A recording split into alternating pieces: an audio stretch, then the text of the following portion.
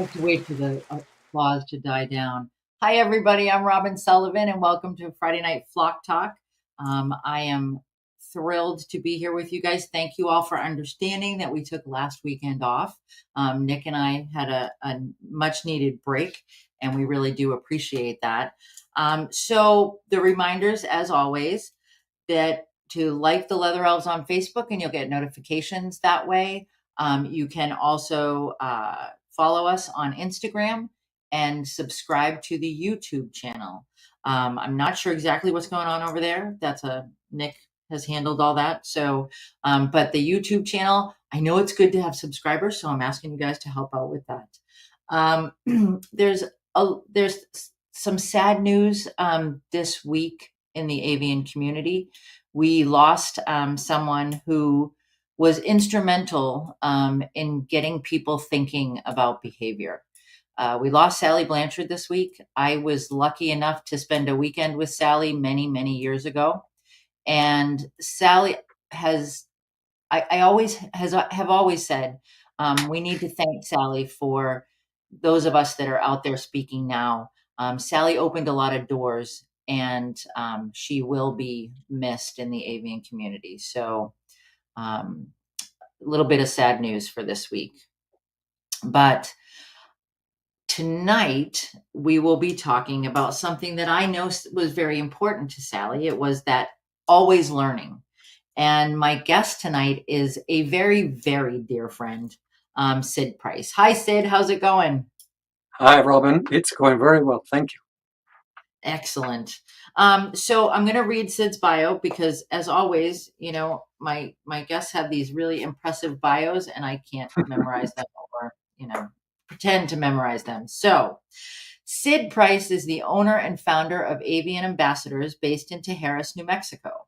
Sid presents Avian Ambassadors flights of education programs and is a frequent invited speaker at conferences and meetings around the USA and in Europe about the ethical application of behavior science to bird training.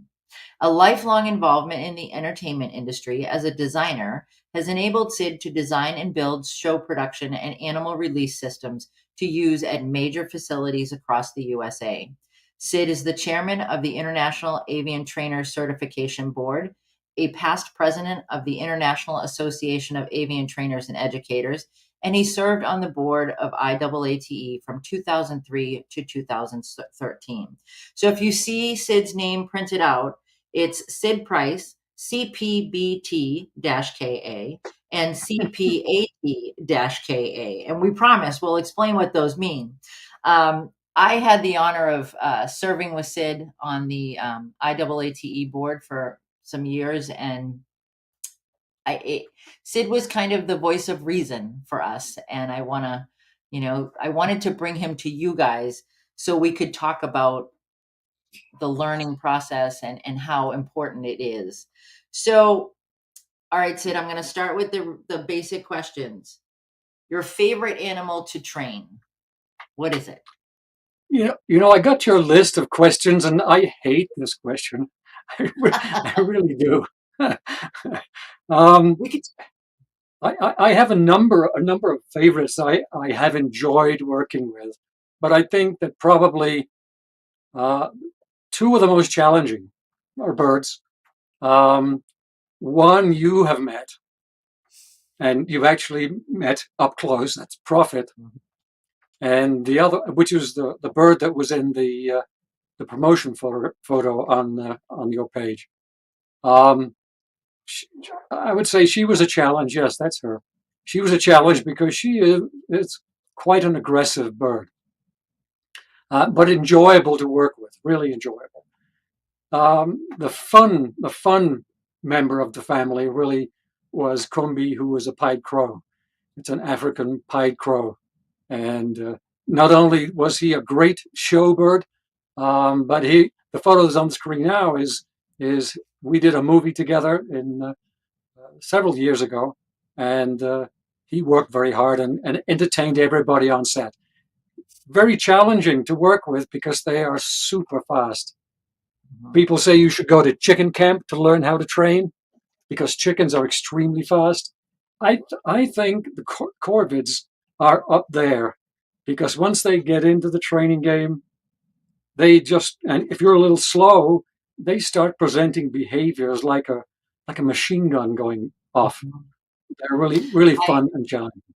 A lot of our listeners have heard about stories about Kumbi. They didn't, not by name, but we had talked about Corby. And we talked about, the stories of when you were training him, and a simple hand gesture was enough to kind of change a behavior completely from what Yes, you thought you were asking for. yes, And I always tell people that corvids remind me what a crummy trainer I am. absolutely. It's you're Yep, you're absolutely right that they keep you thinking. And that's yep, something that leads into what we're talking about tonight, is that you've got to always be thinking, you've got to always be learning. And I think with corvids, you've got to stay on top of that game. yes, yes, yeah. I remember the story that you're alluding to there with the simple hand gestures, and part of staying on the game is being aware that you're not aware of what your body is doing most of the time. I think probably the best trainer I've ever seen who was completely aware of their body is Ceci Molina, who used to be at NEI in Florida. Absolutely consistent her behavior, and therefore the bird that she was working on stage was absolutely consistent. And that Yeah. consistency, I think, being aware. And I think Cassie's been a guest on the live stream, and we talked about how you need to be observant of the bird, but you also need to be observant of what you're doing. And I Yes, think that's also part of the learning process, is that we need to adapt, to adjust. I was talking to a fellow trainer just last night, and we were talking about trainers who do well, I want to do it. I want a formula. I need to do it this way. Please yes, just tell me how to do this. And, what we were talking about was, there is no formula. And that's part of that learning. Another guest that yeah, I've had on is Feng Lu, and yes. we were talking about errorless learning, and which we kind of morphed into errorless training while we were talking. But it's that if you want a formula, I would suggest a different science than behavior science. I, I think a formula has a place on the front end, Hmm. but there's a wonderful expression comes from probably more than 20 years ago, which is you have to remember life is an adjustment. So you start out with your formula, but be prepared to deviate and experiment. Because if Hmm. it's not working, and you need to change something. Not too much, but change something about what you're doing. And that's part of Right. the trainer learning. And I think it's sometimes it's just the subtleties that you need to change. It's not, Mm-hmm. like you said, it doesn't have to be a giant change. Julie Right. Soskin, who's listening, said a pivot. So it may be, a partial pivot, even, Julie. It can just be that little change. And working elephants that's a classic example of that.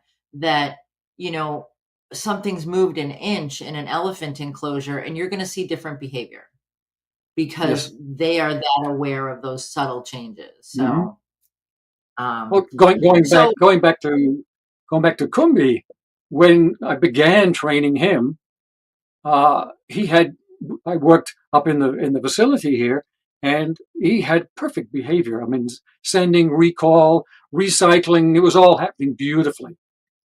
And then I moved on to the porch of the house. He didn't. He Everything went out of the window. Everything went out of the window, and yeah. we had to take him places for him to learn to do his behaviors in different environments.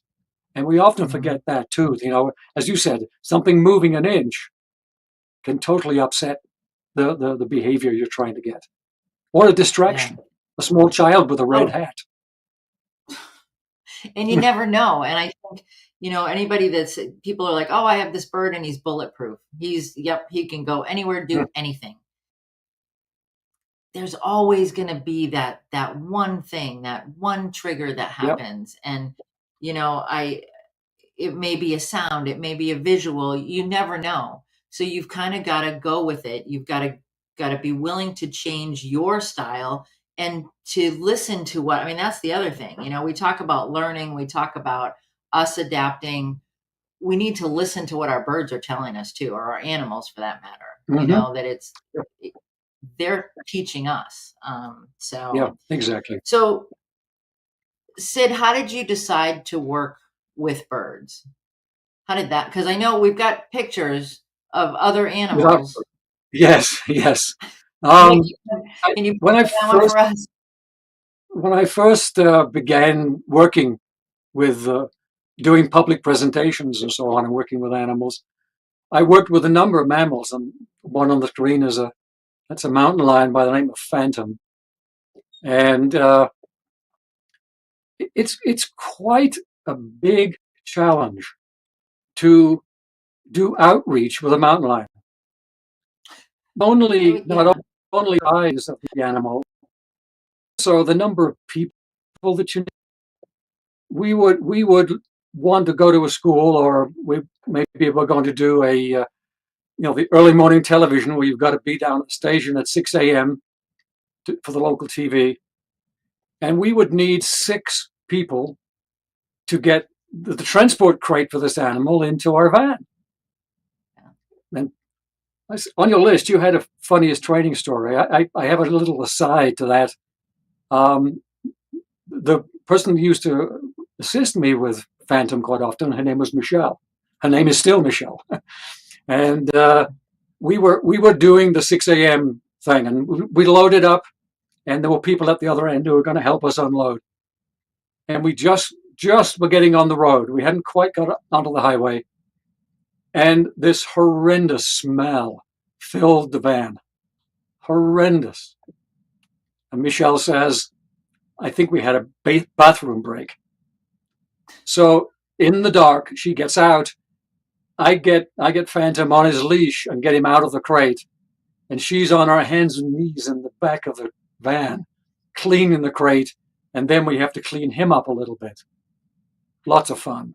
So anyway, there's this bird. big production you have to do in order to get there. And we used to also have to tell people, we'll do our best to be there. We can't guarantee that if he doesn't want to go in that transport crate one morning, I'm not going to force him in. He's bigger and stronger than me. So we would sometimes not make it to a date. Shortly after Phantom was getting maybe a year, maybe a little more old, I met my first raptor, which was a Harris hawk, and the difference was unbelievable. A well-trained bird is reliable. You can say with certainty, we will be there. We will give a presentation to your kids, and be there. So that was the realization, because I wanted to do education. The realization that mammals weren't going to cut it, and the point was not the mammals or not the birds. The point was the education. So the birds became the ideal tool for that. It's yeah, and they're a little bit easier to transport. And you're 100% right. As far as a well-trained bird, you're going to get it there. You're going to get there Yeah, with that bird, and he may not do the A to B that you're asking for once you get there, but you're going to have that bird with you. yeah, Um, so yeah, I can tell you all, Sid's training is exceptional. I was lucky enough to co-teach with him. He ran the raptor handling course. We used to do it every summer, and Prophet, the one who's in the picture of the promo, is perhaps one of my favorite birds of all time. She was ridiculously intimidating when I first met her. And then as time went on and a couple of years passed, we got to a point where it was a good thing. It was even though it was only once a year, we worked okay together. So, but she's gorgeous and an amazing bird to work with. And I think, when you talk about she was challenging and that, Kumbi was challenging, I think sometimes for those of us that are teaching or training, the challenging ones, the challenging people and the challenging animals are the ones we enjoy the most.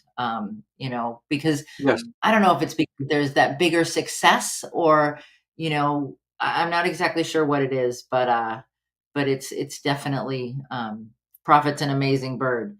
So let's talk about that. Oh, look at that. Look at the hair, Sid. It's great. You We're talking remember about that, surely. You remember that, surely. This is a but this is a bobcat kitten, yeah, oh, so and adorable. we're getting ready to. This is a TV spot we're getting ready to do. Nice, very nice. So you've evolved from that point. And you had a lot of experience, and now you are working with the International Avian Trainer Certification Board. So tell us about that, please. Well, the genesis of this certification program actually is within IAATE. It was before I left the board of IAATE. I was the chair of the Professional Development Committee. That was the last role I held within the organization. And for a number of years, some of the board had wanted to have a certification program for bird trainers because there wasn't one anywhere. And eventually, probably about 2011, I guess, the Professional Development Committee began this process. And it was quite eye-opening. The preparation of the examination, we collected expert opinions on various things, but the realization that really IAATE should not manage a certification program. There's a certain conflict of interest there, particularly when you've got prominent characters within the organization who are educators and who would profit from people going and taking their courses in order to become certified. So it was decided to spin off the certification program as a separate 501c3 organization. And at that time, I left the board of IAATE in 2013, and we founded IATCB, International Avian Trainer Certification Board, 501c3, and since then have been being the chair. We have 2 or 3 board members who are original board members. We've just today had our first board meeting with our expanded board. We have 3 new board members, one from Europe. I think you probably know Nikki Plaskett. She's joined us. And Marco from San Diego Zoo has joined us.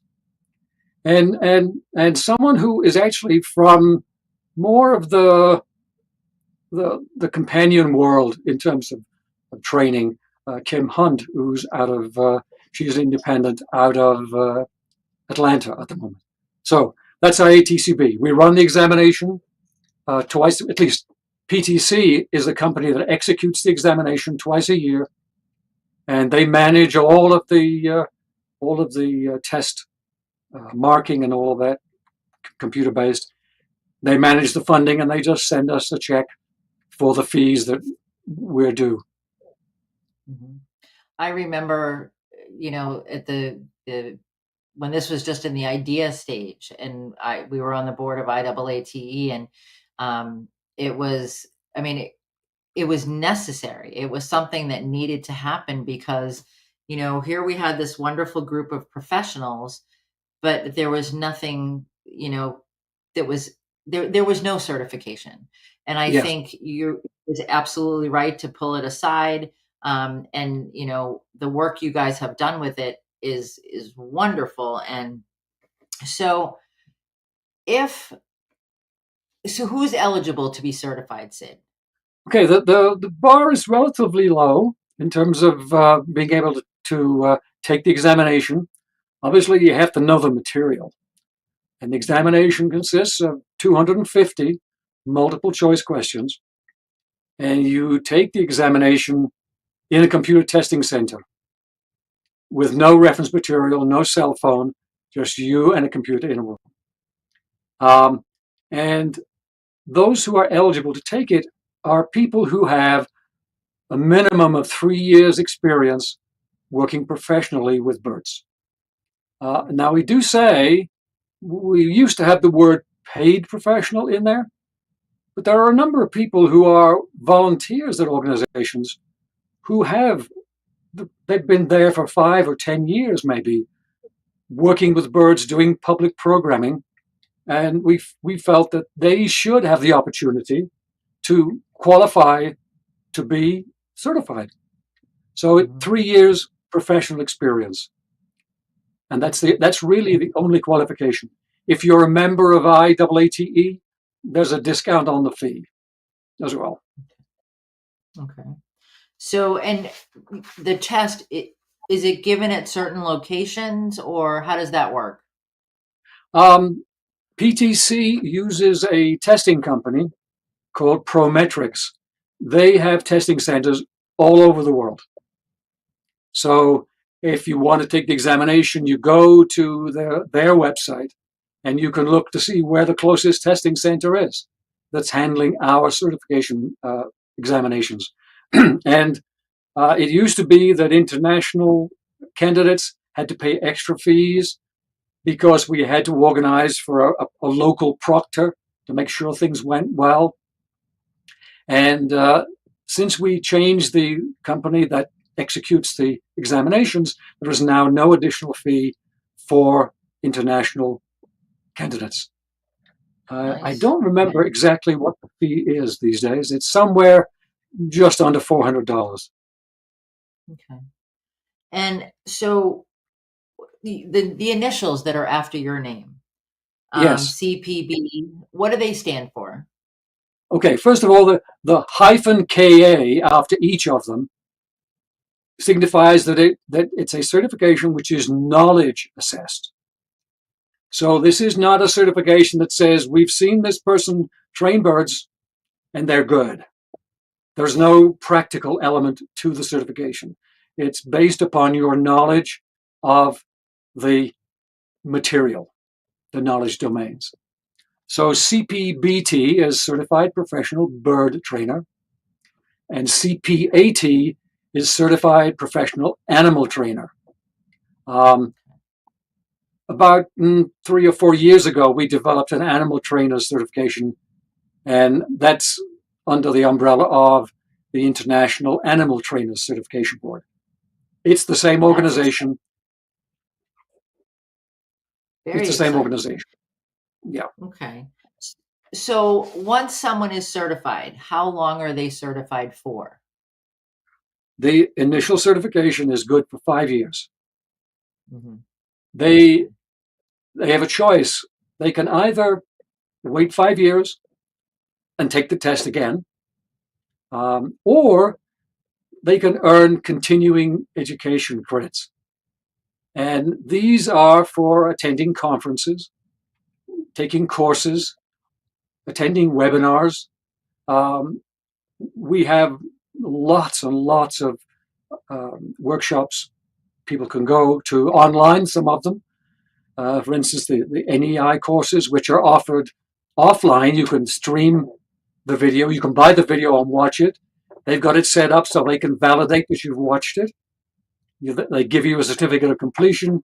You email that to us and you get the CEUs for watching it. And if you get 60 continuing education units during that 5 years, so that's just 12 a year, not very many, you automatically have your certification renewed. Nice. One CEU is 1 hour of contact training.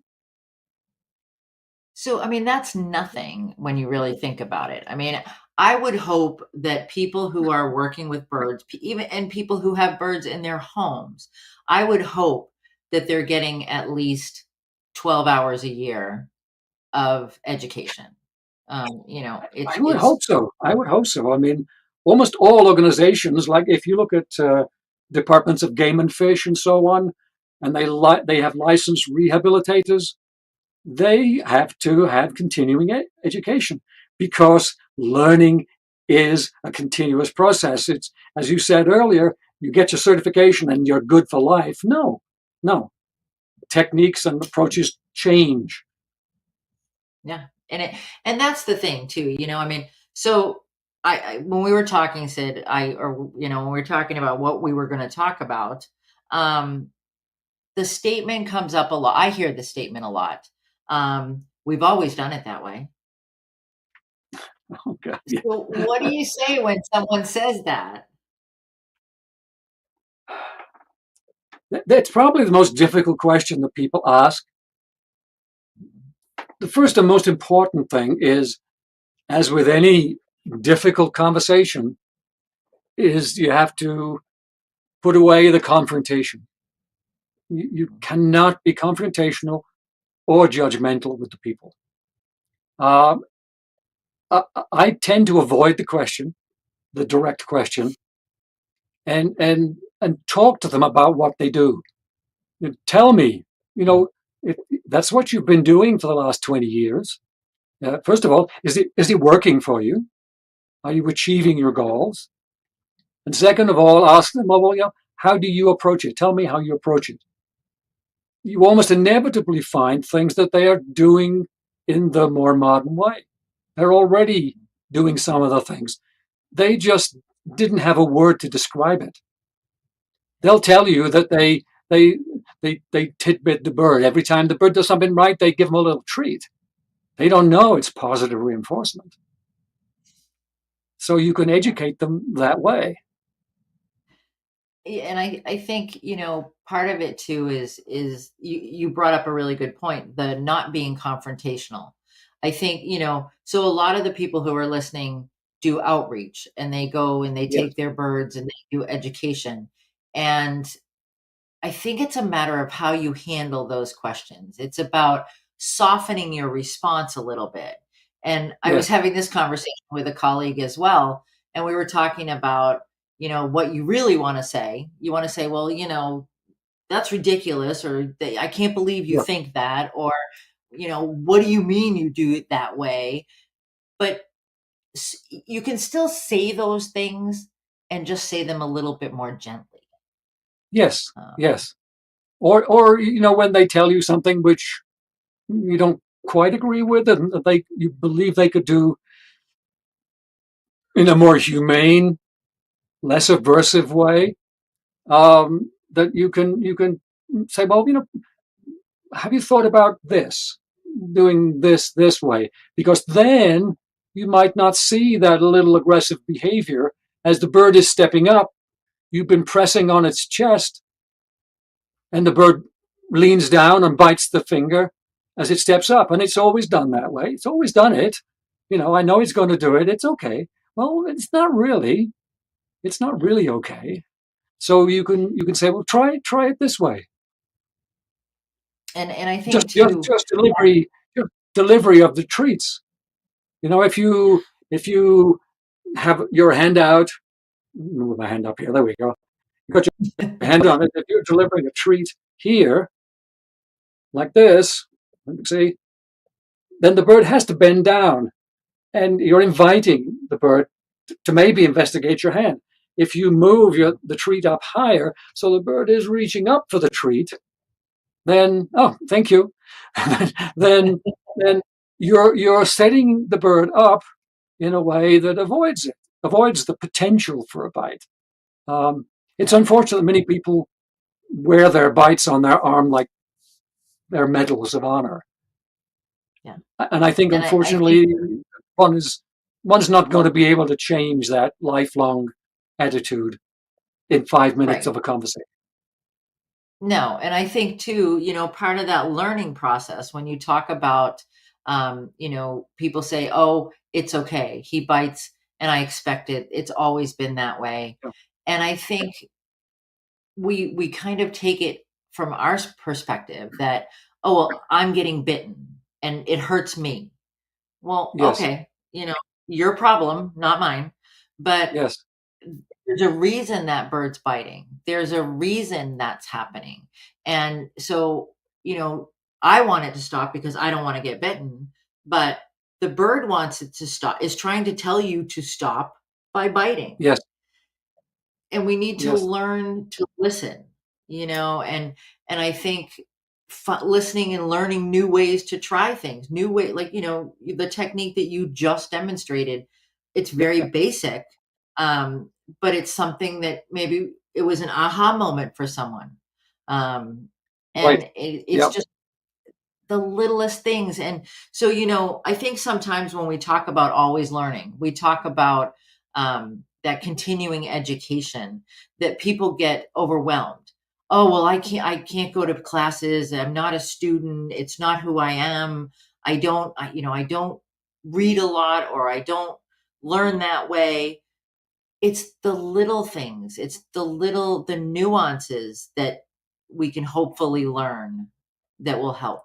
Uh, yeah, and Um, I think if you could encourage people to have those small successes, Mhm. it's like a little shot of adrenaline for them. I know how I feel when you get a behavior the way you want it for the first time. It's Mhm. it's really exciting. It's really, really a very positive experience. And so if rather than the that's my hand, you have that positive experience at that point, that it might encourage them to try other things. So it's again small steps. And as as Mhm. as my wife Ned says, it's about the journey. Yeah. It's not It's about the so end goal. It's about the journey.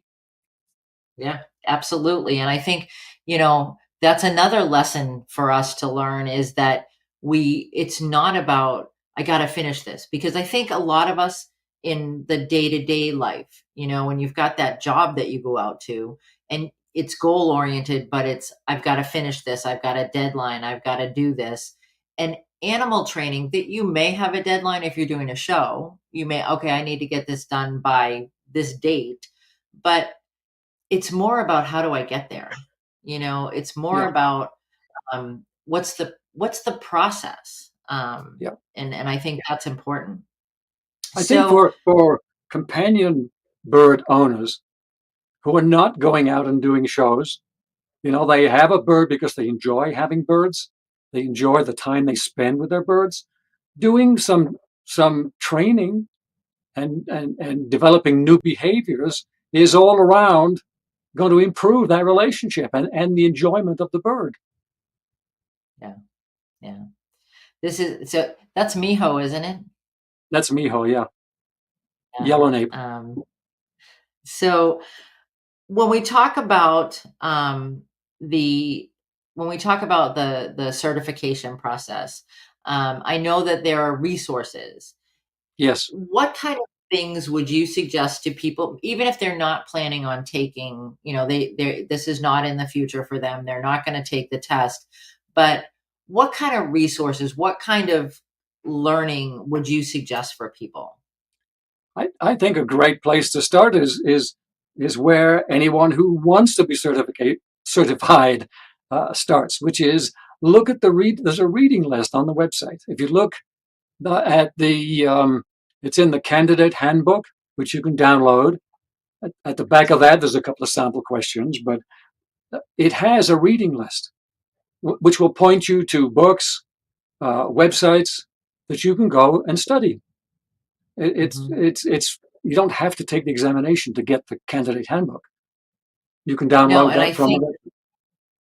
that list, having looked at the list, it's a wonderful resource. It's, Mm-hmm. anybody who enjoys training, who wants to, learn more about birds, about, how the relationship that you're building with your birds, all of there are some resources on there that are very specific as far as technique and things like that, but then there are other resources that are much broader and just super exciting. I think it's a great place to start for people.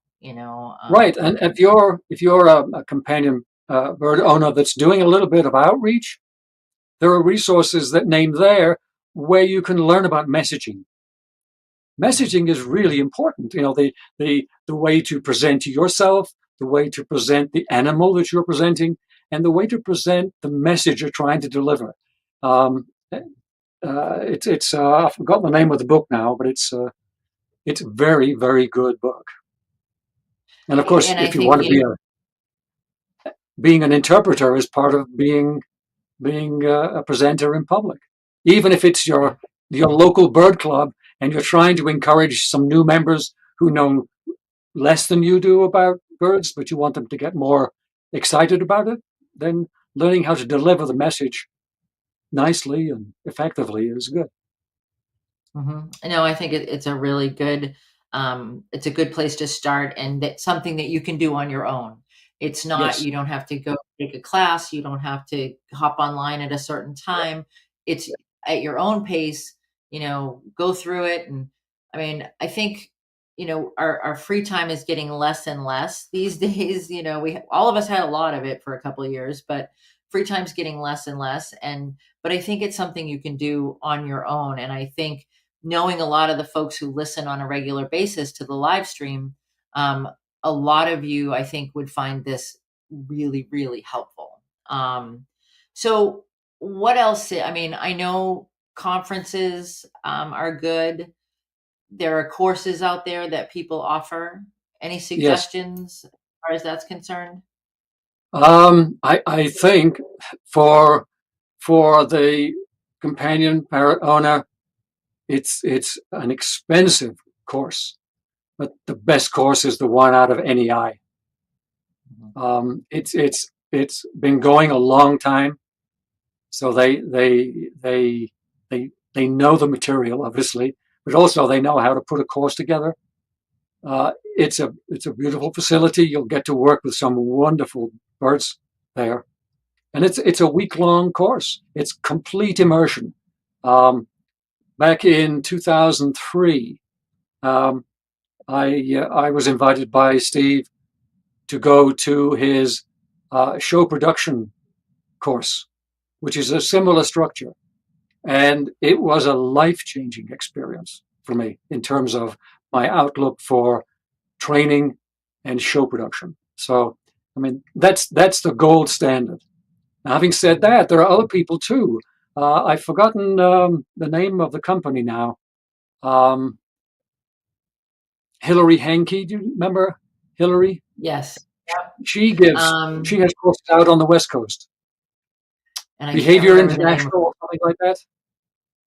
I think Nick, if you could, Nick may know that because I know Hillary was part of Seattle Parrot Expo last year. Right, So right. I can find that interesting. When you said that NEI is the gold standard, Steve Johnson commented the NEI course is the gold standard, just as you were saying it. Yes, yes. And it's true. And Dr. Friedman's courses are wonderful. I Online.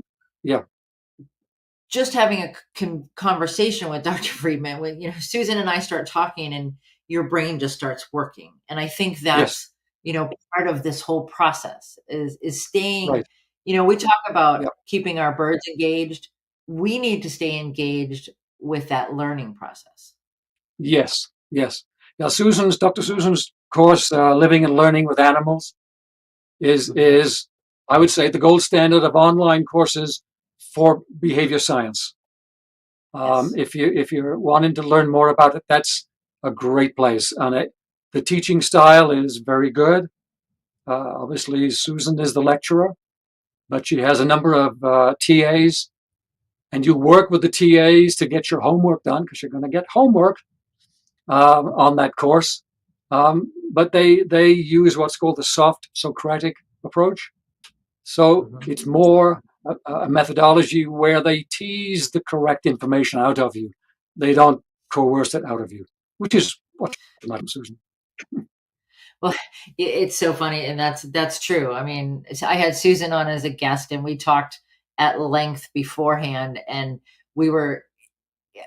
It makes you really do have to think, and just I love talking to Susan as far, and Susan and I. both admitted on the live stream that there have been times when she and I have agreed to disagree, but we Yep. still are able to learn, from one another and through conversation. And I think so. That's another resource that I think people need to think about is, especially for companion parrot owners, is the bird club. So the bird club is going the way of the dinosaur, Yes. Yeah. but like-minded people, you can learn from those conversations. And I think Yeah. that's important. I think it's Um, important. And peer and pressure then is a great motivator. it definitely is. It definitely is. And I would also caution, we've talked about Dr. Friedman's course online. Hillary does some, I think she does both. NEI does both. And I think as far as online resources, that people just need to be very careful, Absolutely. Let's not and go none of this. there. Yeah, I know. That's a whole nother live stream. But none Yes. of this is a quick fix. We're talking about ongoing learning.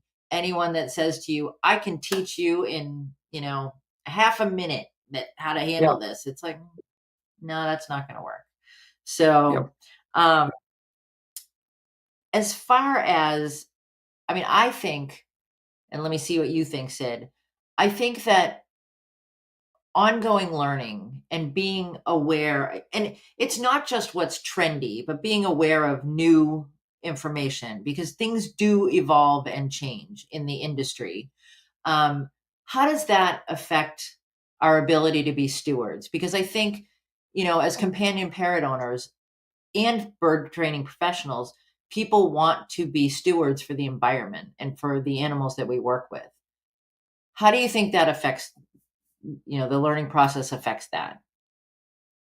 Well, I think that learning more about, if you're someone that's doing a small amount of outreach, let's say, learning more about behavior and being able to manage the behavior of that bird in public is it's going to present an image to your audience that's a positive image. I think if you think back to the raptor class, remember I opened the class with some of the most awful videos of people handling raptors. Mhm. Um, and the one in particular, we talk about in that class the message that's being sent, and not just the verbal message, but the image of that raptor dangling from the glove of the presenter, and the presenter making light of it.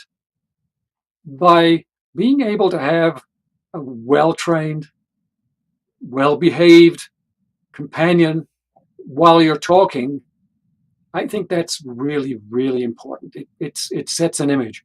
And also, I believe that we need to, oh, goodness me, we need to also dress appropriately.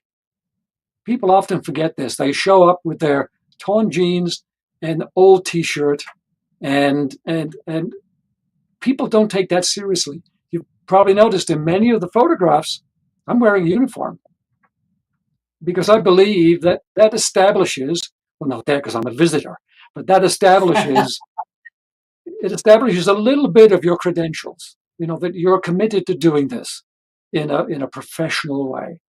And even Mhm. a single person with one bird with a table at a local science fair or local uh, sale can make that impression. They can have a nicely pressed shirt, doesn't have to have logos on it, nicely pressed shirt, pants, and present the bird in a good, well trained way. Mhm. And I think, that goes for any, because a lot of times we're on the other side of the learning process, and we want people to listen.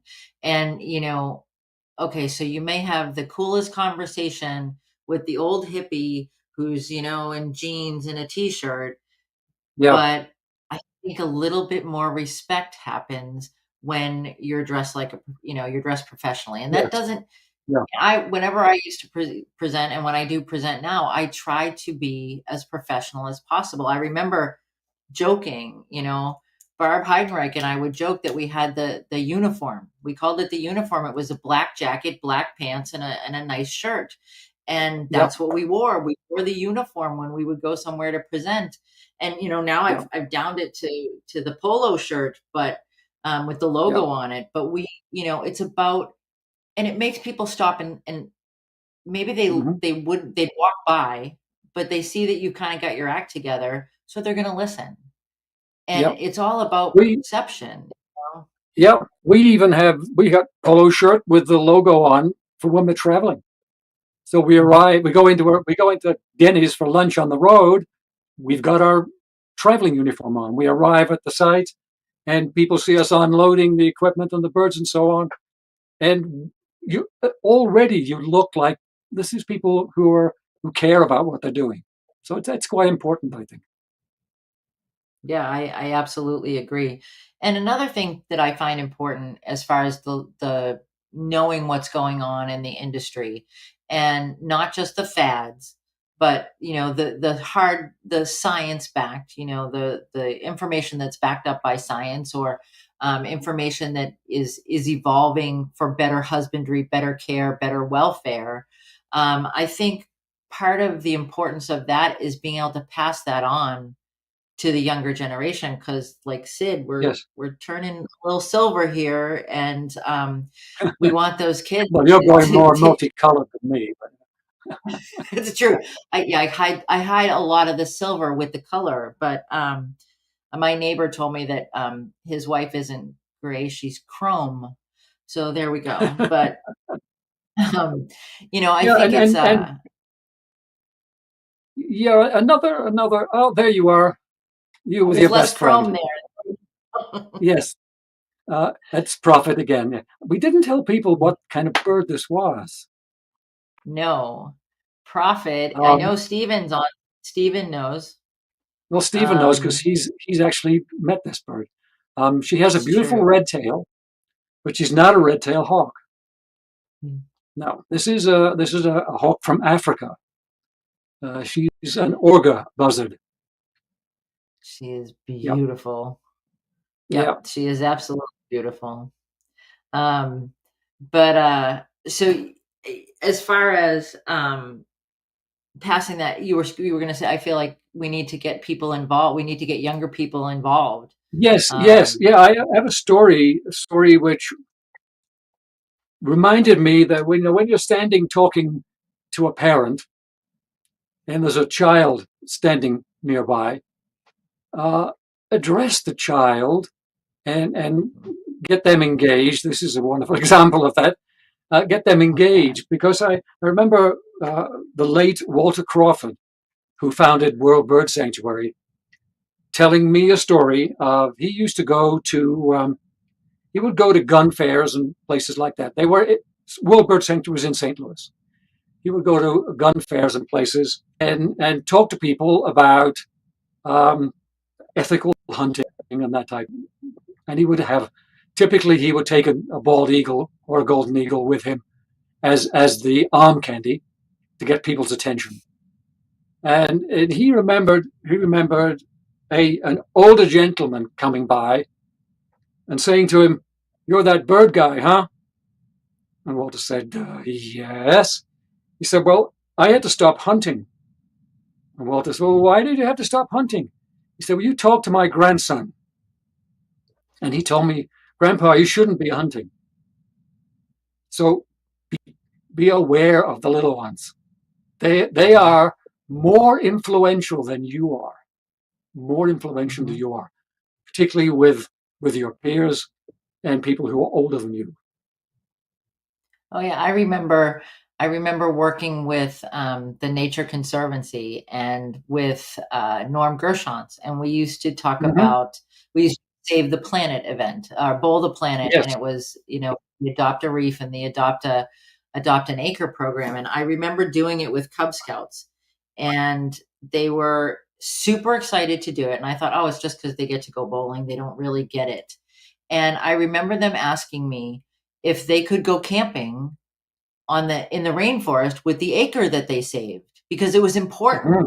and that they would take care of it when they got there, and that and we were building that stewardship. And you're Yes. absolutely right. It sounds cliche, but they are our future, and we need to instill that love of animals like profit, of spaces that where they live, so that we can get that, continue that knowledge, and then they'll pick up the learning torch and they will move forward Yep. with it. So I think it's just wonderful. And I think another thing, Sid, as far as the learning process, I know for me, and I'm wondering if it's the same for you, when I'm writing a paper or I'm researching something, that learning piece ignites passion in me, because I Right. start, I either get, angry because something is not being handled the way I think it should be, or I get inspired to change something. Um, oh, those kids were so adorable. They were like all about, they wanted to learn how to make things for their birds. Um, but for me, it's part of the learning process, helps with my passion for what I do. I mean, do you feel the same way, or? Yeah. We are animals who we need reinforcement too. If you're not enjoying your job and you're getting depressed about it, the chances are you're not getting reinforced for the work that you're doing. And it's True. really important that we, if we can, we self-reinforce. We say that, I'll finish this particular job here, I'll finish this article, and then I'll go and have lunch out today. I'm not going to sit at home and have a sandwich. I'm going to go have something down at the local pub, the local bar, and have a sandwich there. Treat yourself, reinforce yourself. Or if you're working with other people, be aware that they need reinforcement too. Someone does a great job, then reinforce it. Steve Martin told me a story of a young man. Steve used to do the bird show at the State Fair of Texas, and he had I think the young man was probably unemployed. He may have been on some kind of benefit, and he came and he was going to work just as a cleanup person, just sweeping and taking care of cleaning after all the mess that all the trainers and the birds made. And every time he did something well, Steve would thank him, tell him what a great job he'd done. If it was just, he cleaned it, he'd done a great job of cleaning up a particular splat that was on a certain point on the stage. By the time they got to the end of that run of the show, he was doing all kinds of things without being asked. I mean, good things, seeing things that hadn't been put away properly, or a dish that had been left and hadn't been washed. He wouldn't just pick it up and take it to the sink, he would wash it. So reinforcement is a powerful, powerful tool. It definitely is. And I think reinforcement of learning, Yes, yes, and for me, learning is, it's that validation. It's that moment when, as a trainer or a teacher, when that aha moment happens, that's reinforcing, and I can see, okay, well, that didn't work, so I'm going to learn a little bit more and change it up, and then I get reinforced, and I get yep, reinforced for the effort that I made. So yep, I think, there's so much that goes into it, and it all yep, comes back to the behavior science that we know and love. yep. um, Think so about learning. Think about learning as a chain behavior. I'm sure everyone knows what a chain behavior looks like. It's when an animal does a behavior, followed by another behavior, then another, and then finally they get to the completion of the behavior and they get their reinforcement.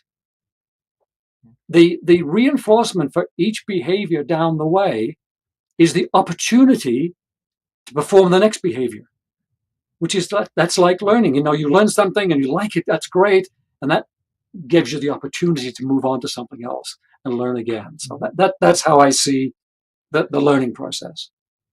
I love that. I'm going to steal that, Sid. I'll credit you, but I'm going to steal that because I like it a lot.